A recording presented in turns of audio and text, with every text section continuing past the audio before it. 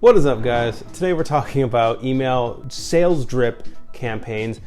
That sounds super boring. Trust me, it's not super boring. And I've got a lot to go through, so we're just jumping right in this today. So whether you're selling beats online or you've got a retail store where you're selling some sort of purchase products, regardless of your business, emailing people is super important. And you're probably familiar with these things called marketing newsletters where you are essentially doing marketing work. You're emailing someone or you're receiving an email once a month and it's like information updates on the company or different sales going on. That's not what we're talking about. That is email marketing, and that's great and fine, sure.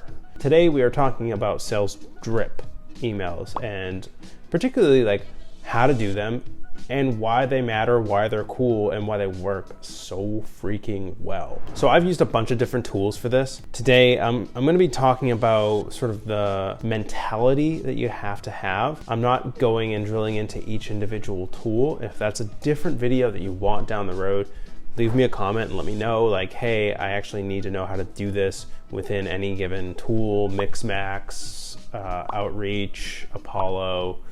I think even Lead IQ you can do it in. There's like 20 different tools you can do this in. Most of them are pretty pricey. So I'm gonna also teach you how to do this in a sort of more manual, but much more affordable way. Now, what is a sales drip email? It's sort of like email marketing in the sense that you are sending large quantities of emails to prospective customers, to targeted email accounts, whoever you like to target. That's the audience that you want to search for and potentially buy email addresses or email off to whatever email addresses you've collected at events or however it is that you collect your email addresses. But the difference where to get us away from being marketing and more sales is instead of emailing someone on a scheduled once a month, you design a sequence of emails. Email 1, then a couple days later email 2, and then 3, and then 4 and 5, and you email the same person over and over and over in a sequence of emails. That's called the sales drip, and we're talking about why they're great today and why they work.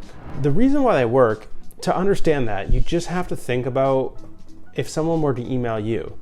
You probably get business-related emails all the time where someone emails you a blurb about their company and why you should go do something about it and why you should talk to them or whatever. I get that all the time. I'm sure you know what I'm talking about. And if, let's say, you're getting 20 of those a month, but you have one of those people emailing you over and over and over, by the time you get a fifth email, it's like, this person really they just keep emailing me. It's like not like everyone else who just stopped after one. This one keeps going. And that's one of the main reasons why they work. You're constantly bringing your conversation back up to the top of someone's inbox and reminding them, hey, look at this though, but look at this, and then look at that, and then look at this.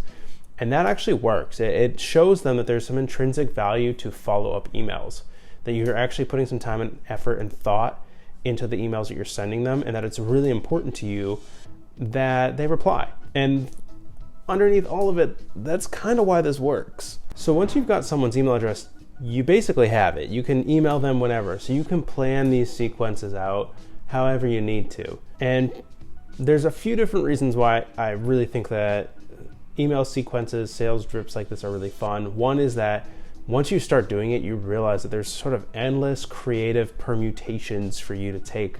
You can try an email that's worked on the initial here, and then what does your second email look like? Maybe you can swap that out with a few different ones, and you can literally create so many trees and branches of different ways of doing this to optimize for. It's really fun and really creative because it's like, what can I say to catch their attention today? Another thing that I think is really fun about sales drips is because you're emailing someone over and over, there's a little bit of recognition. Like, you know that they're seeing it. So what I like to do is I like to pick up the phone and call them and say, hey, look, it's T. I've been emailing you. I'm calling you in regards to my emails. By the time I'm calling them, they've gotten a few emails from me. They usually say something like, hey, actually, I did see your emails, but they didn't know it was valuable enough to reply to me. And now they know because they're on the phone with me.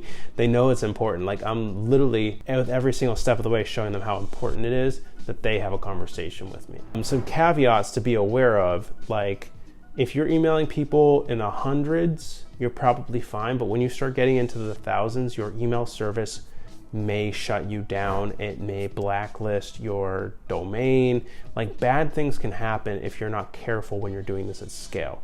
So just be really careful and gentle around spreading out the time so that you're not emailing thousands of people a day or even thousands of people a week. Just want to be careful. Too many people marking it as spam, too many people complaining, and also just the habits of the emails being shot out from your email inbox can get you in trouble. Spread things out over time. Like give yourself a month or two and spread and plan things out. Getting back to the tools that you can use, there's Mixmax, Apollo, Outreach, and a bunch of other ones. If you can't afford those, and I'd say majority of the people who are watching this video cannot, you probably can, unless you can afford to spend thousands of dollars on this for your business, which if you can afford to do that, do it, it's worth it. But if you can't, you could just start the way I started. I started using Google Sheets and Mail Merge. I used this tool called Yam, Yet Another Mail Merge, and it was a great application, and I just did a different sheet for every email in the sequence. And I would email the same list over and over and over with different emails, and every day or every other day, whatever the schedule was, I kept a task list of who to email and when and on what days, and I would just do it manually. It didn't allow me to track things as well. The reporting I couldn't really do, but the emails were going out and I still got the benefits of people replying. And it's a fraction of the price, so that's like, if you have no other options, do that. So I'm just generally going to talk about what my email sequences look like and how I arrange it, but I actually just made a template for you guys if you want to just use and read my template and adopt it for your email sequences. The link is in the description. It's the first link. It's there for you. So I literally have the email, the metrics of, I think it was like, I sent this particular sequence to 1,500 people. I think that it had a 40-ish% open rate and a 7% reply rate. If you're looking at that, that's 100, you do the math out, that's 100 customer conversations that I was able to generate from this campaign. So definitely works. And I also have each subject and body for every email in that template. Feel free to grab it. But generally what I like to do is I send an email 1, which is an intro email. It has to have your value proposition in it. It has to have that. I send a couple days later an email 2 following up on this. I send an email maybe a couple days after that, which is a third email, usually trying to add some more value. Basically, it's sort of, I alternate between like a intro, checking in, value, like sort of information, maybe it's a trade, maybe it's like a case study or some sort of other information, and then another checking in. And then email 5 is usually another value, and then email 6 I will send, depends on how long I want to go, but we'll just say if it's a shorter campaign, I'll send a breakup email, which is to say like, hey, I didn't hear back from you. If they haven't replied to all these and I get to 6 and they still haven't replied, I start to acknowledge that they're not replying. Hey, I haven't heard back, you haven't replied, can I have some feedback as to why? Maybe another check-in, maybe, it depends. And then I usually send a second breakup, which is like, hey, I'm going to close out your file. I haven't heard back, sorry, like we're closing out your file. And then like maybe like 2 weeks after that, these are all usually like 2 to 3 days apart. And then the 8th one, I'll put out a couple of weeks and just be like, it's just sort of a catch-all. Hey, I know I didn't catch you before and it didn't reply, but it's been a few weeks, what's going on? Just checking in. That's the sort of thing that I like to set up for a sequence, just to give you a rough idea. And the reason why is the first time someone emails you, again, putting yourself in the seat of who you're emailing. Anyone can send an email. So I get one email, I'm like, whatever. I get a second email, and it's like, oh, this person's following up, but maybe I don't care that much. It's interesting, but like maybe not interesting enough to read. Third time, hopefully there's some value in it. It's like, oh, this person has something interesting to say. Maybe they do know what they're talking about. And by the 4th email, you want them to start asking like, oh, this is the 4th email? Are they gonna ever stop emailing? Like, how many times are they gonna email? This is probably the last one. 5th email. Oh shoot, that wasn't the last one. How many more are there? Suddenly now it's more of a pain in the butt to just sit here and do nothing than it is just to reply and say, hey, look, this is what's going on. And so when you start to get to those later stage emails, people are realizing, you know what, I probably should just reply, even if I'm not interested. But not interested, send. And you want to know what I do with the not interested? I ask them why not. Why are you not interested? You're on my radar. I'm paying attention to what you're doing. It looks like, from my perspective, you're a good fit for what I do. So why are you not interested? Tell me, explain yourself, because that could lead to a different conversation. At the very least, it tells me what I'm doing wrong in the first place. So not interested's little side tip, you always want to reply to not interesteds and ask them why they're not interested. Drop the sales attitude for that one and just say, hey, look, I get it, you're not interested. I just need to know what's going on. Why is this not a fit?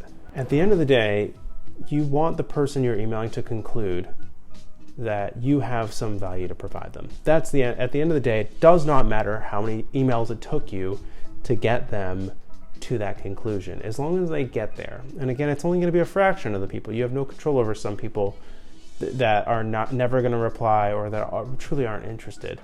But you're really going after the small segment of people who really can get there and to that thought of, oh, this person does have something super valuable for me. And focus on those people. It does not matter. It could have taken you one email. I've literally had people book meetings with me after sending them one email for a conversation. And I've had people reply after the 8th or 9th email. It doesn't matter. You can start building trust as soon as they reply. And if it took 8 emails for them to reply, no one's going to remember that down the road when they're a really happy customer of yours. Do not be deterred by the amount of times you have to email someone in order to get them to actually respond. At the end of the day, this thing works. Emailing people multiple times, it works. Check out the template. Say hi to Coons real quick. Hey, little guy. Not a YouTube day for him, I guess. All right. On to the next one, guys. Have a good one. See ya.